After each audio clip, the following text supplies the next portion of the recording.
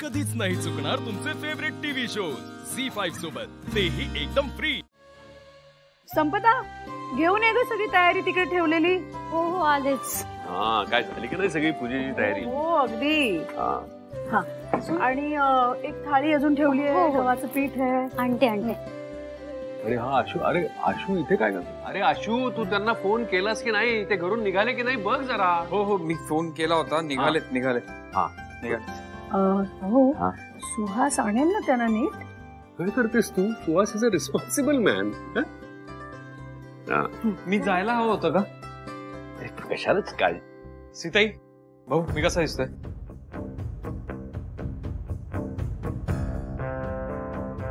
अरे सुहास, अरे तू अजूनही इथेच आहेस? अरे तू त्यांना घ्यायला जाणार होतास ना?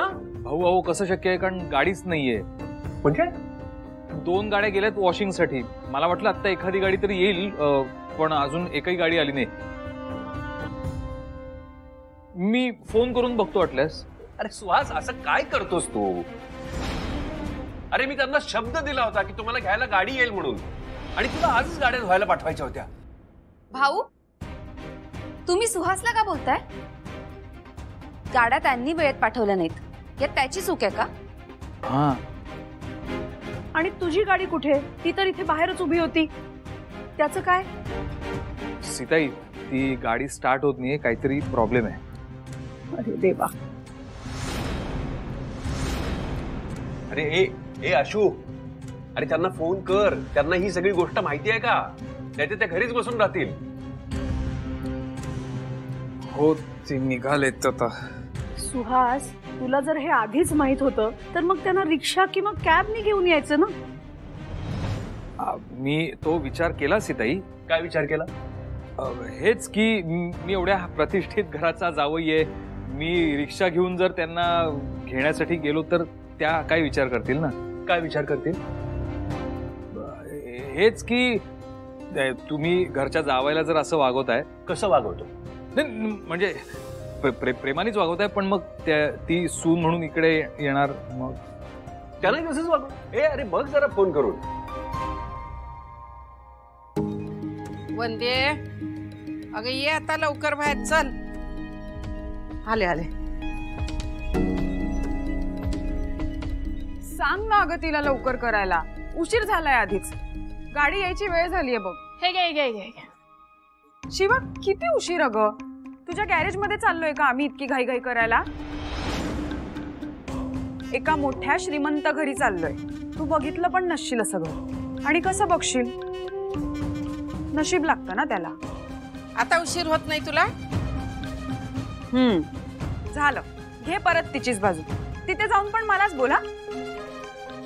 चला चला खूप उशीर होतोय, आता गाडीची वाट नको बघायला, आपण निघूया। चला आई चला, चल ग दिव्या।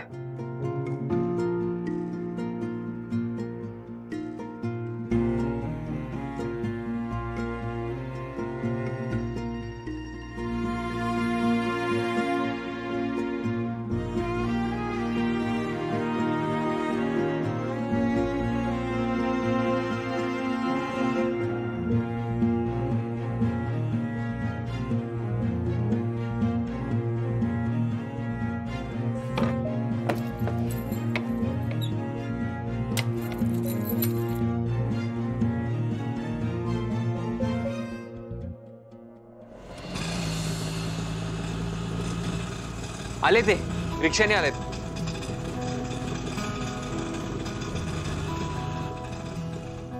अरे हाय दिव्या। हाय। हाय वहिनी। हॅलो। हाय हाय हॅलो नमस्कार। नमस्कार। वा वा बघितलं, देसाई घराण्याची होणारी सून रिक्षाने आलीये। याहून जास्त अपमान काय असणार आहे आमच्या घराण्याचा?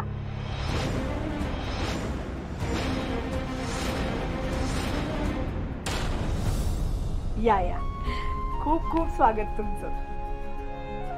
सॉरी खरं तर आम्ही गाडी पाठवणार होतो, पण आयत्या वेळी नेमकी अडचण आली। त्यामुळे तुम्हाला रिक्षाने यावं लागलं. नाही नाही, तेवढ्यासाठी गाडी कशाला उगाच.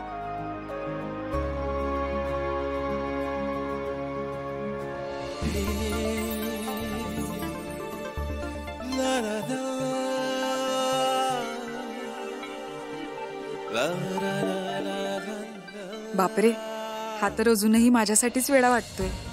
पण ह्याच्याशी गोड बोलून ह्याच्या मनात नक्की काय आहे ते काढून घेतलं पाहिजे.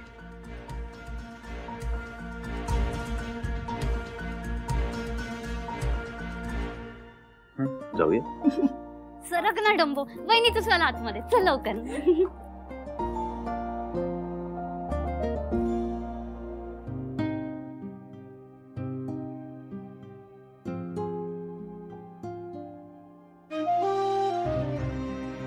पप्पा, मला ना माझी सगळी माणसं जवळ हवी आहेत, पण त्या माणसांनाच मी नकोय.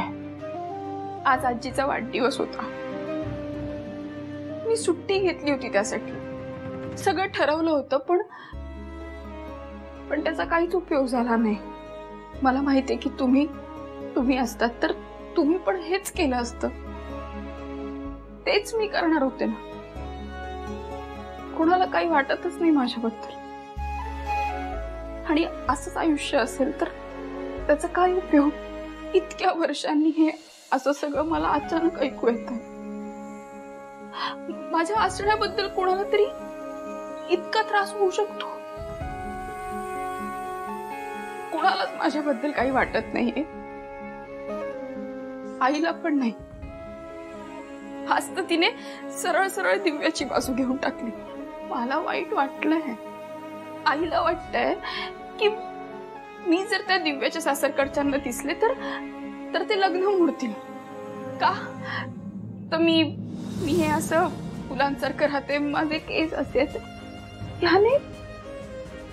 ह्याने प्रॉब्लेम होतो.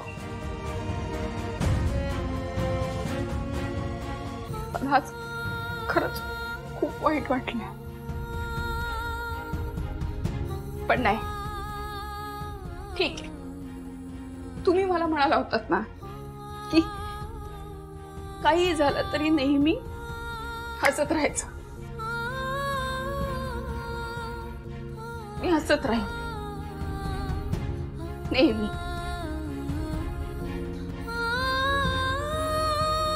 नेहमी.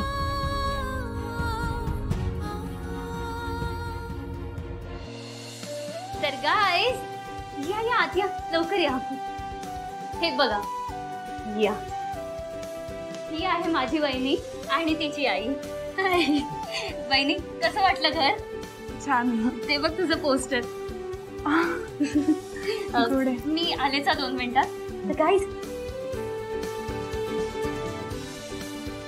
बघितलं साई, तुझी मुलगी कुठल्या घरची सून होणार आहे. खरंच नशीबच काढलेस तू. तुम्ही राहा आता त्या घरात. मी येणार इथे या राजवाड्यात. दिव्या, झी5 ॲप डाउनलोड करा आणि पहा सर्व एपिसोड्स एकदम फ्री.